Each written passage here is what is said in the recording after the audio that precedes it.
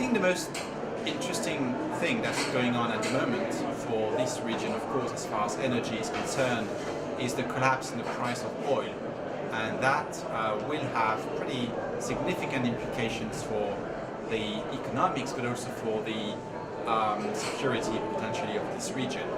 The oil exporters of the Middle East have enjoyed 10 years of exceptional oil export revenues by historical standards, and that of course is bound to go back to much lower levels, which probably more towards the historical average, but the governments in this region probably had become used to those very, very high export revenues, which helped them, of course, stabilize the region, or at least stabilize their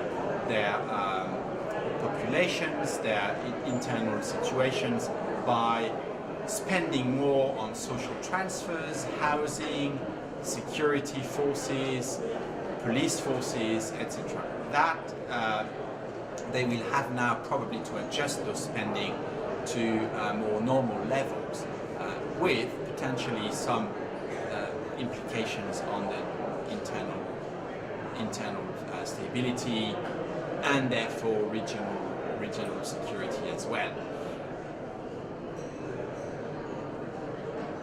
That's already something.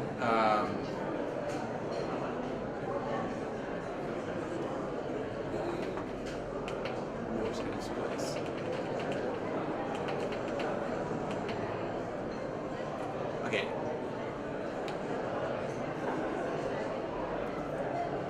The OPEC at its recent meeting decided not to cut its production, and a lot of people did expect OPEC to cut its production to try and defend the price in this period of high supply and low demand. And it did not do that under Saudi leadership. And there's very interesting dynamics going on between the expansion of supply in North America, especially in US shale oil, and Saudi decision making. I think what the Saudi are trying to do is to test at which price level the US shale boom is starting to level off, and growth in US shale oil production will start to plateau or even decline.